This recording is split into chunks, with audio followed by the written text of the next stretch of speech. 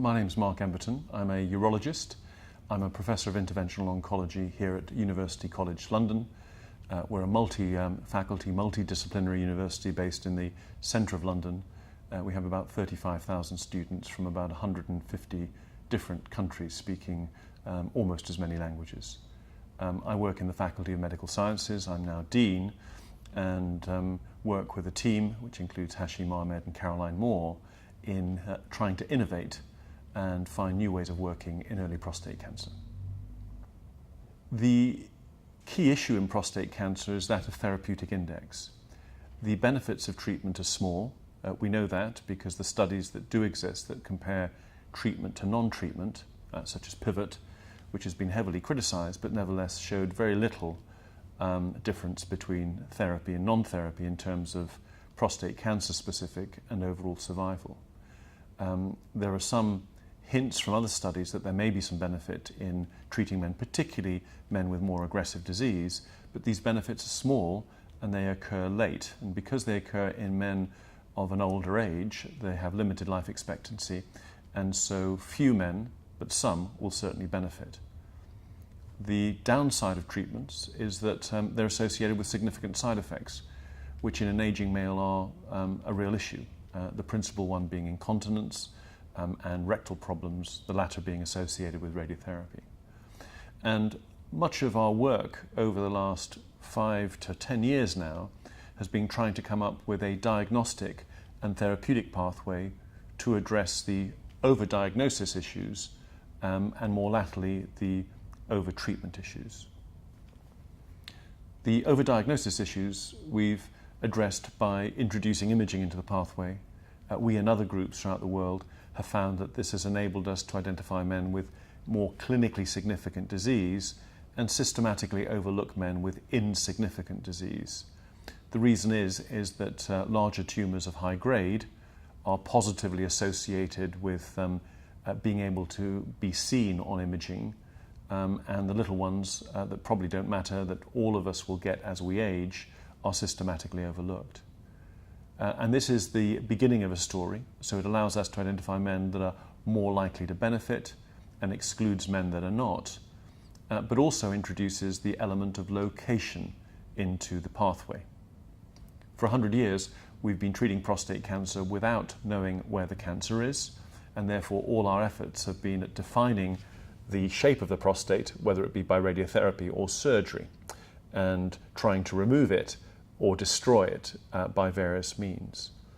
In the last 5 years, because we've been able to see cancer for the first time in 100 years, it's 100 years since Hugh Hampton Young did the first radical prostatectomy, we can now say that the cancer is in the left peripheral zone in the mid-gland and measures 8 millimeters across and therefore is likely to be 0.5 cc's. That kind of information, which would be normal in a kidney cancer conversation, was missing from a prostate cancer conversation.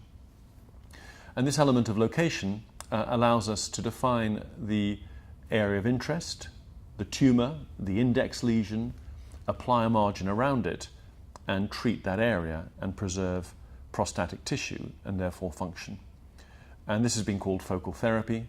Some people call it selective therapy or tissue preserving therapy. And there have been several papers now, mostly in phase 1, phase 2 studies or single centre series, demonstrating quite emphatically that this approach results in a very low level of toxicity and is safe. Focal therapy has also been shown to have very good levels of cancer control.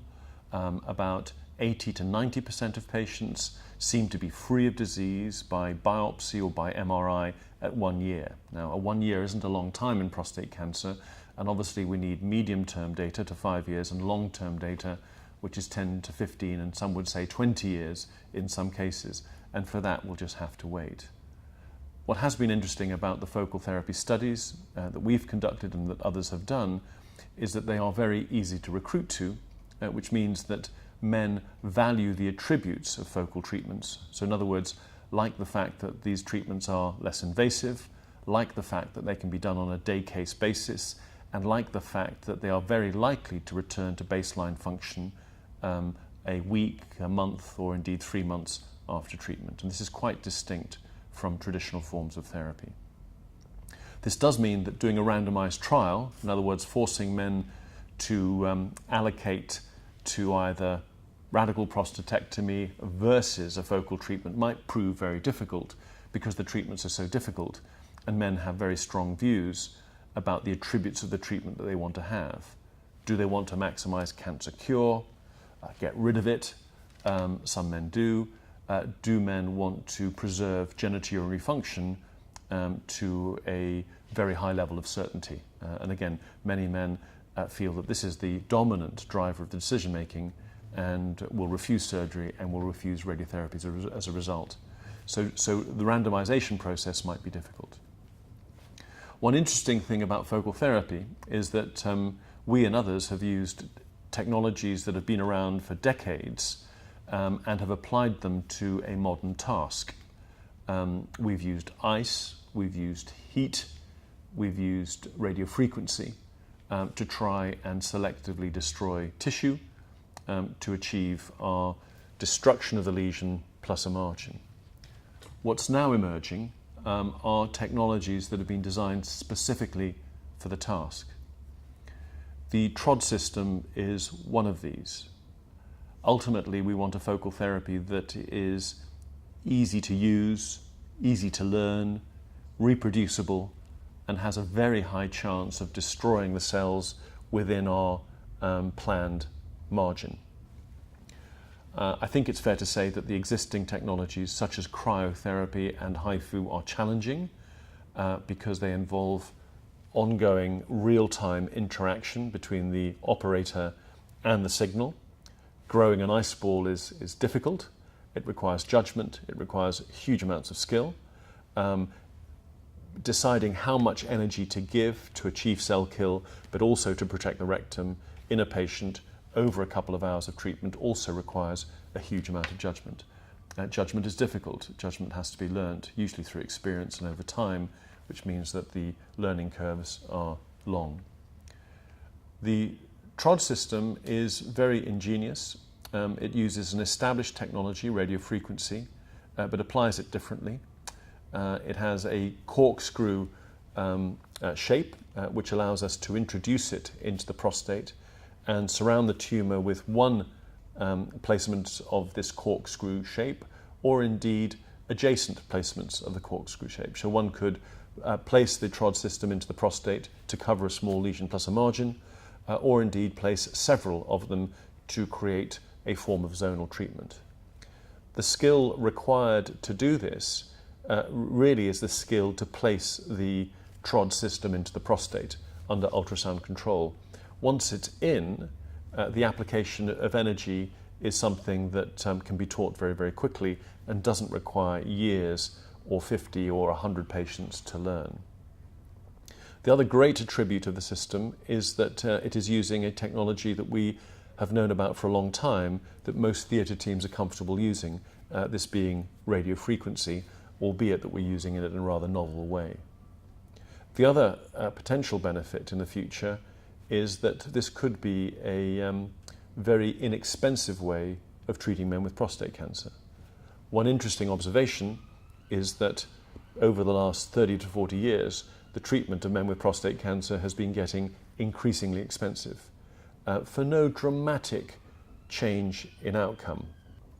One aspect of treatment that is a little bit overlooked is that of cost. All healthcare systems are under huge pressure. Populations are aging, and therefore the incidence of prostate cancer is going to increase. And we know now from several papers that older men get more aggressive prostate cancers. Over the last 30 to 40 years, the treatments have been getting more expensive. We'll forget drugs for a minute, which are hugely expensive, but radiotherapy has been getting more complex.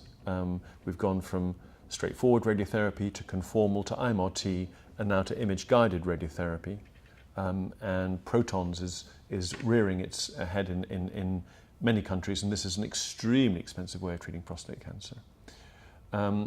The robot has been introduced and is now ubiquitous. Most men in the United States, and I would have thought about a third of men in Europe, but that's increasing almost by the day, will be getting their prostatectomy done in a robotic fashion. the evidence to show that there is benefit in oncological or functional outcomes is marginal. I think all are agreed that there is less blood loss and quicker recovery, but that's at a much increased cost in terms of capital equipment, much of which has been bought with charitable monies, and so there's an opportunity cost there, and also in terms of the renewables that are required to run it. So a treatment that can be administered simply, quickly, with a technology that's widely available, with equipment that is disposable and not expensive, has incredible allure to me as a practitioner, to patients who might be paying for it, and also to the payors of healthcare and ultimately the taxpayer. I've talked about focal therapy in general terms, but I think it's worth thinking specifically about who might benefit from it. I don't, and certainly my colleagues don't advocate that we should treat people who don't need treatment. Men who've been well characterised with very low risk disease have a very low opportunity for benefit, and therefore all they can do is suffer harm and incur cost. We would advocate that men with clinically significant disease, and currently that's a fairly broad range of risk because nobody can quite agree on what constitutes clinically significant disease, would be eligible for focal treatment if they have focal disease. In other words, if it can be seen clearly on a high-quality multiparametric MRI. The kind of people that would benefit would be people with Gleason 7 disease that is localized. A large number of patients will conform to this. Men with bulky bilateral disease would be better served with surgery or radiotherapy. There are two other groups that might particularly benefit from a focal approach. One group is the patients who've recurred following radiotherapy. We all know that they're a very high risk, both of oncological progression over 5 years, and also of side effects when we treat them. The tissue is poorly vascularized, it heals slowly, and whatever we do to these individuals, they have a high risk of being readmitted to hospital or indeed undergoing or sustaining a catastrophic injury such as major incontinence, major stricture or rectal injury. These men will certainly benefit from careful characterization with MRI targeted biopsy and a simple form of treatment that would selectively ablate the lesion. And these men in particular need highly focal treatment because we need to avoid the side effects of treatment where possible, and we can always come back and treat more in these individuals with time. The other group that will benefit from this approach is the older man. Typically we can't operate on these individuals, they don't do that well, many will sustain incontinence, and some may not be able to cope with the anaesthetic and post-operative recovery. Currently 75 is a rough cut-off, but obviously the decision to operate should be a physiological one and based on life expectancy and not chronological age. Having said this, there are many men in their 80s who have clinically significant disease, who would otherwise go on hormones plus or minus radiotherapy, who would like to avoid both of those because both can influence their quality of life for the worse, and many of these men will be eligible for a focal approach that can be administered on a day case basis and perhaps done under regional or maybe even local anesthesia. And I think this is one area that we're particularly excited by. The other great thing about this approach is that should our attempts at treatment fail, then salvage through radiation therapy or hormones is available and would appear to work very well in this group.